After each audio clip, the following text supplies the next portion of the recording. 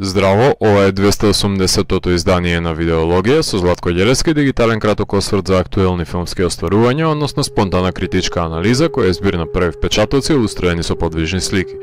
На денешниот репертоар е No Bears на Џафар Панахи, во кој станува збор за две љубовни врски, кои треба да бидат скриени од јавноста, но исто така се соочуваат со многу препреки кои им излегуваат насреде патот кон среќата, дали се тоа мештаните во малото селце со нивното суеверие или се градските власти. Бегството е неизбежно. Разликата е во тоа што едната од љубовните приказни се одвива во самото гранично село, кај што е сместен режисерот на филмот Панахи, кој, како и во неколку други своји дела, се глуми себе си, односно ја презема улогата на протераниот ирански режисер, кому му е забрането да снима филмови во сопствената земја, но со оглед на тоа што се наоѓа на неколку метри од границата на државата, многу лесно може да ги избегне законите.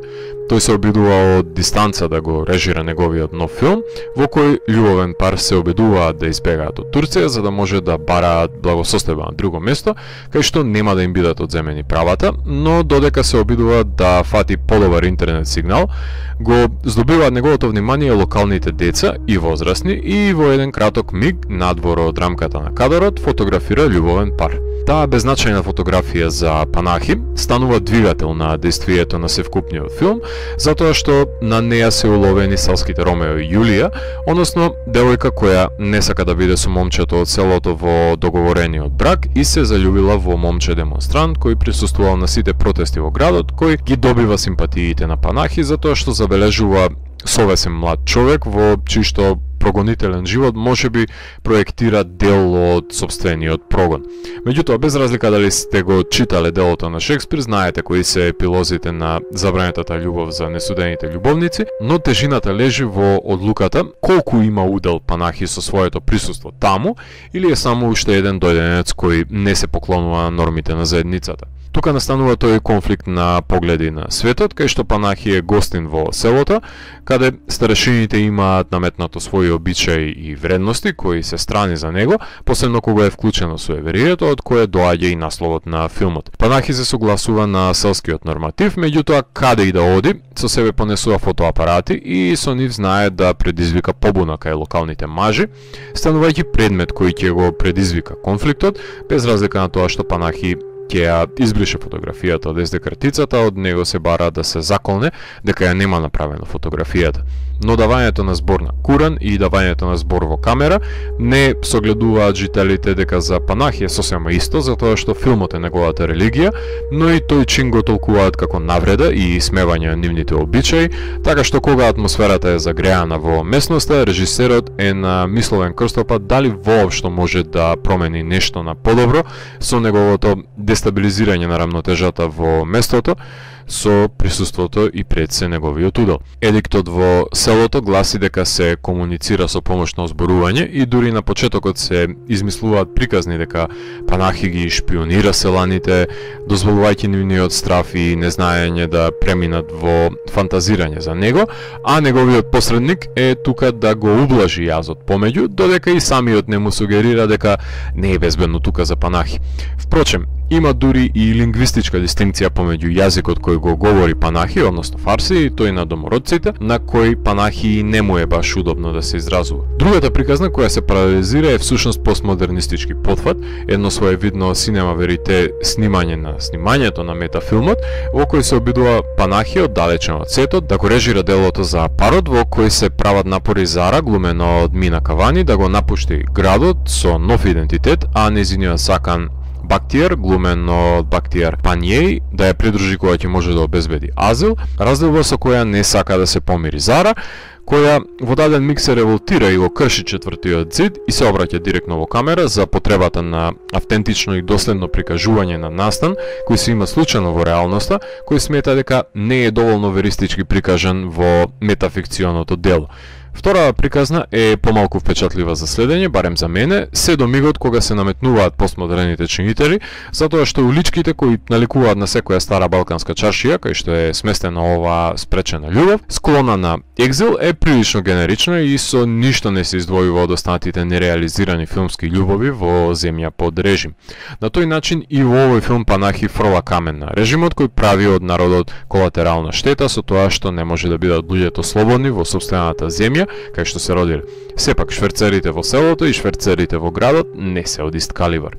Панахи со помош на филмскиот јазик се соочува со протерувањето од татковината, актуелен проблем кој го мачи режисерот, кој не може да премолчи пред неправдата, ниту да не го користи филмот како медиум за справување со истата. Многу режисери си играле со тоа што е фикција и тоа што е вистина и колку може да ја спознаеме реалноста или да ја проектираме во стварноста. Без разлика дали се опрашање доку фикциите на учителот на Панахи Киаростами, Close Up, And Life Goes On, Through the Olive Trees, 10 или The Wind Will Carry, или пак In Vanda's Room и Colossal Youth на Педро Коста, односно одличниот Латера Трема на Висконти, до првите Табу и Моана, или доколку повеќе сакате од домашен терен, може да се вброи и Мајки на Манчески како филм кој ги истражува тенките граници на фикцијата и реалноста. Така што Панахи се разликува од нив со тоа што својот живот е предмет на делата и во случајот на новиот филм го екранизира бегството на Зара и партнерот, среќен крај на кој тие му пркосат за тоа што ја тривиализира нивната болка, бидејќи да имало среќен завршеток, немаше да се документира маката на актерите кои се глумат себе си. Амин Џафари е директор на фотографија кој го сними филмот на синот на Џафар, односно Панах, филмот Hit the Road, кој се придржува до снимање на рака за да се долови натурализмот кој е препознатлив за иранскиот бран, држејќи се од тој социјален реализам во контекст на тематската одредница и документарен реализам во емулзијата на формите, кој подразбира и решавање на сцените во ентериерите во селото од непредвидливите посети на Панахи во широк план или во план-контраплан во двата табори во каверот при непривлечна естетика за окото. Градските сцени од метафилмот се вибрантни, со густеж на народни сокаците оживотворени во боја, а земјаните тонови си доминираат во руралниот предел, кај што, ако се собере народот, или е за брачната церемонија, или за линчување. Нема помеѓу. Има впечаток дека многу режисери кои целат на уловување на синемаверите пристапот, дека го користат нормативот на отсуство на музиката во нивен бенефит затоа што ги занимаруваат низините моќи за прераскажување на нечија приказна низ ноти, вештина која не им е силна страна, па затоа немањето музика во филмот е потполно точен изговор за држењето до формалистичките гноми на стилот, но тоа не значи дека правилата не може да се скршат. Монтажерот на филмот е Амир Етминан, кој што успешно маневрира помеѓу двете приказни со нивното паралелизирање, иако случувањата околу обвинувањата на Панахи во пристојувалиштето натежнуваат повеќе на драматуршко рамниште и се разбира дека тие ќе имаат поголем удел од севкупното дејствие на приказната. Режисерот Џафар Панахи е еден од предводниците на иранскиот нов бран, која започна кариерата како асистент на Абас Киаростами. Неговите први авторски творби датираат од крајот на 80-тите и почетокот на 90-тите години на минатиот век, кои се документарни филмови, пред да премине на кратката играна форма, пресликувајќи го животот на младите и нивните предизвици во Иран. Првиот долг игран филм во кој светот дозна за него е The White Balloon од 1995 година за луѓето кои што се обидуваат да му помогнат на девојчето да ги најде парите кои и ги има дадено низината мајка за да си купи златна рибка,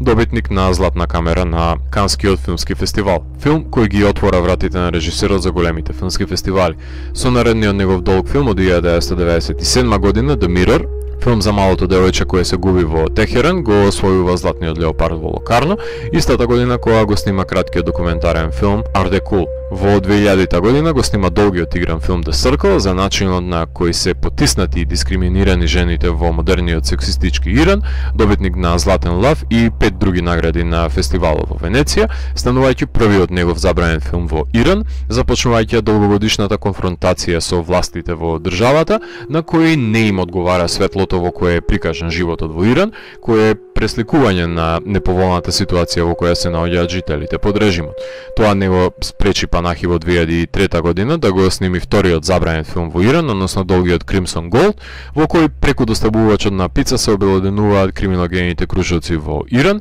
кој беше награден со Палма во Кан во категоријата Uncertain Regard од жирито, награден и на фестивалите од Чикаго и Ваљадолид, снимен по сценарио на Киаростами. Во 2006 година го снима Offside, долг игран филм за неможноста на жените да присуствуваат на фудбалски надпревари на стадионите, добитник на сребрена мечка во Берлин. До крајот на 2000-тите снима два кратки филма, за во 2010 година да биде уапсен од иранските власти и обвинен за ширење на пропаганда против нив, осуден на 6 годишна затворска казна и 20 годишна забрана за снимање на филмови во Иран. Дури ни тоа не го спречи да го шверца неговиот документарен филм од 2011 година за неговиот судски процес на Драйв, кој пристигна на Канскиот филмски фестивал, односно насловен This is not a film.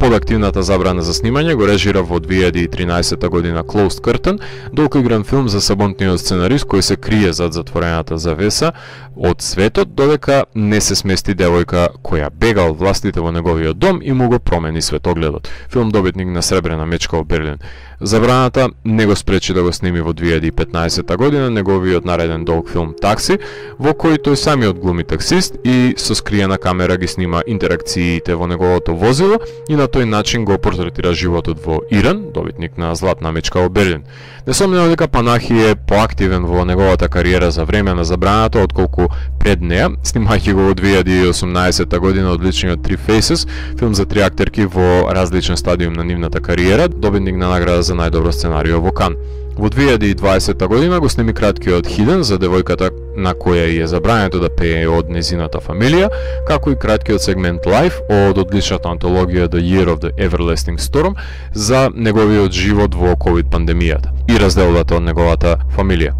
Во неговите филмови се стреми за натуралистичко доловување на предизвиците со кои се соочува обичниот човек во Иран, на тој начин обелоденувајќи корупцијата и неправедниот ирански систем, вистини поради кои е прогонет, но затворот и забраните не го спречуваат да ги сними неговите филмски проекти, напротив му даваат мотив плюс за нивното реализирање без знаење на властите.